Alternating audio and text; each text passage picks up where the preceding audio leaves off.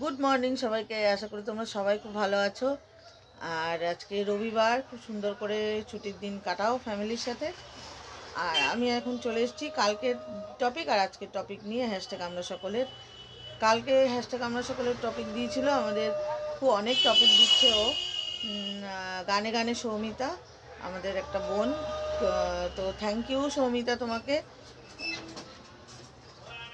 ও যে টপিকটা দিয়েছে সেটা হলো আগে দর্শনধারী বা পেহেলে দর্শনধারী পিছে গুণ বিচারী। যেমন আমরা এই কথাটা আমরা অনেকভাবে অনেক সময়ই আমরা শুনেছি। ও টপিকটা এটাই দিয়েছে, আগে দর্শনধারী পিছে গুণ বিচারী। তা ও বলতে চেয়েছে যে আগে একটা কোনো কিছু খাবার বলো, আমরা অনেক সময় বলি না যে খাবারটা সুন্দর করে প্লেটিং করলে, সুন্দর করে সাজালে, সেই টেস্ট হোক না হোক ওটাতেই আমাদের আকর্ষণটা বেশি হয়। তারপরে খেলে বোঝা যায় যে তার কতটা টেস্ট হয়েছে কি না হয়েছে। কিন্তু ধরো হাজার টেস্টি খাবারও ওটাকে সুন্দর করে প্রেজেন্টেশন করলে তাহলে কিন্তু সেটার একটা আলাদা সবার কাছে মাত্রা পায়। তো সেই খাবার টাবার এইসবের দিক থেকে এরকম কথা বলা হয় যে আগে দর্শনধারী পিছে গুণ বিচারী। আগে আমরা সুন্দর দেখতে সাজানো বা কেউ একটা খুব ফিটফাট পোশাক পরেছে, হ্যাঁ, সেরকম দেখে আমরা মানুষকে বিচার করি।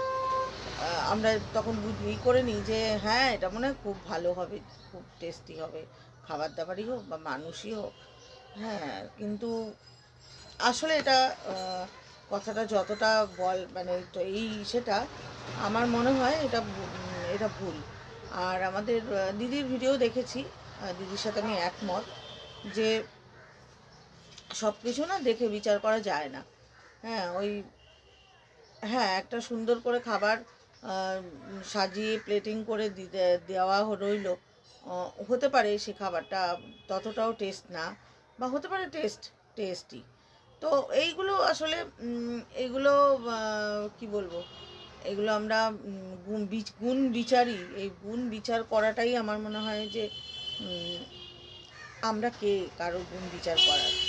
হ্যাঁ, হয়তো এটা বলতে পারি যে অনেক সময় দেখা যায় যে কোনো মানুষ উপর থেকে দেখে যেমন রাগী মনে হয়, যেমন আমাকেই তো অনেক মানে আমাকে আগে মানুষ দেখে খুব ভয় পেত, কথা বলতে ভয় পেত আমার সাথে, যে আমি হয়তো রাগী। অ্যাকচুয়ালি আমি রাগী ছিলাম না। অ্যাকচুয়ালি আমি কম কথা বলতাম, হয়তো মিশতাম কম ওই সময়। এখন যেমন সবার সাথে মিশি, এখন যেমন সেটা বুঝি যে হ্যাঁ, আমি নিজেও হাসবো, আমার মুখের হাসি দেখে আরেকজনও হাসবে, বা আমি ইনিশিয়েটিভ নিয়ে কারোর সাথে কথা বলবো। হ্যাঁ, যে কেউ হয়তো রাস্তা দিয়ে গেল, তখন আমি বললাম কেমন আছো, হয়তো সেও বলতে চাইছে কিন্তু সেই ইনিশিয়েটিভটা নিতে পারছে না, বলে উঠতে পারছে না। তো সেইগুলো এখন নিজে থেকে করি, এখন আর কারোর থেকে সেটা আশা করি না। কিন্তু এরকম হয়েছে, আমাকে অনেকে দেখে ভেবেছে যে আমি খুব রাগী, তাই ভয়ে কথা বলেনি, বা আমি কি ভাববো সেই জন্য কথা বলেনি। আরও অনেক পরে শুনেছি যখন মিশেছি যে তোর তো বড়লোক বাড়ি বিয়ে হয়েছে, সেই জন্য ভাবতাম তোর এত অহংকার। কই, তোর তো অহংকার নেই। হ্যাঁ, তুমি তো কথা বলো, তুমি তো খুব মিশুকে, তোমাকে দেখে মনে হয় খুব অহংকার। অ্যাকচুয়ালি ওই অহংকার ঠিক না, ওই কম কথা বলতাম রাস্তাঘাটে মানুষের সঙ্গে।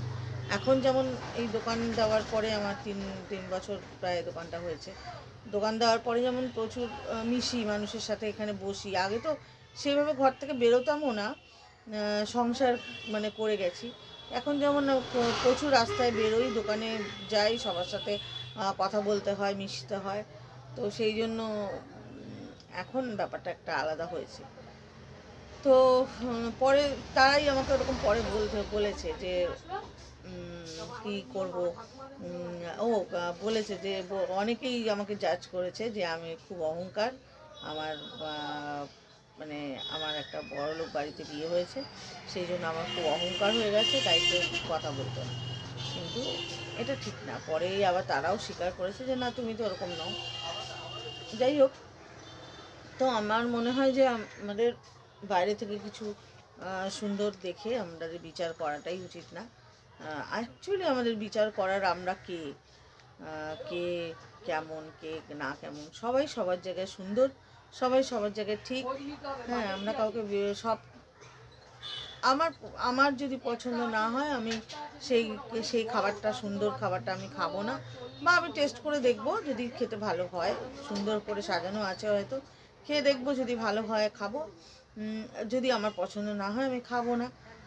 তো এইভাবেই চলা উচিত আমার মনে হয়। কাউকে পহলে দর্শনধারী পিছে গুণ বিচারি, ওই দেখে পরে মানে প্রথমে দেখলাম, দেখে ভালো লাগলো, পরে সেটার গুণ বিচার করলাম যে সেটা আদৌ কি কতটা খাওয়া উচিত, খারাপ খাবার মানে হেলদি কি না।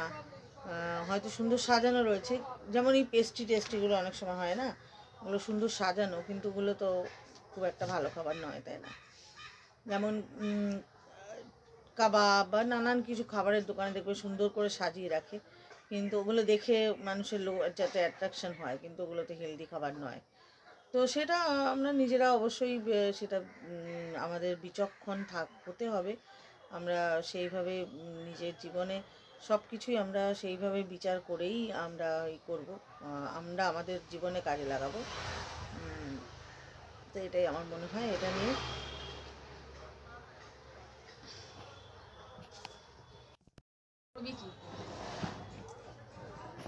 এই জন্যই জন্মেছি তো। পাপা কি সুন্দর ঘরে চুপ করে বসে রয়েছে। হ্যাঁ, সংসার করার জন্য জন্মেছি। পাপা দেখতে মেয়েদের কি সুন্দর। আচ্ছা, মুখ বন্ধ, আমি ভিডিও করছি। আর আরেকটা যেটা আজকের টপিক, সেটা আমাদের কবিতা দিয়েছে, যে সৎ আর অসৎ, ভালো আর মন্দ। জানি না কবিতা এটা কী বলতে চেয়েছে। তো আমার মনে হয় যখন মানুষের একটা চলে আসে, একটা আধ্যাত্মিকতার মধ্যে আসে, বা মানুষের জ্ঞান হয়, বা মানুষ নিজেকে জানে, বোঝে, তখন মানুষ আর ওই সৎ অসৎ আর ওই ভেদটা মানুষ আর করে না। ভালো মন্দ কোনটা, এগুলো আর জাজ করে না। যখন মানুষ একদম লেম্যান বলে না, দিদির কথায় বলছি, লেম্যান থাকে, যখন মানুষ নিজেকে জানে না, যখন মানুষ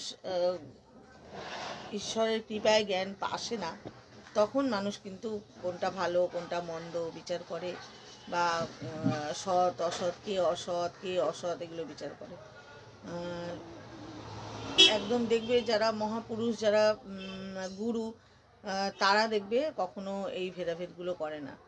আসল যারা করে, কিন্তু আসল যারা সত্যিকারের গুরু, সত্যিকারের যারা মহাপুরুষ, সত্যিকারের যারা বুঝেছে জীবনকে, সে ওরকম নামে গুরু তো অনেকেই আছে, কিন্তু সত্যিকারের যারা এই জীবন সম্বন্ধে বুঝেছে, জ্ঞান অর্জন করেছে, তারা কখনো কাউকে ছোট বড় ভেদাভেদ দেখে না।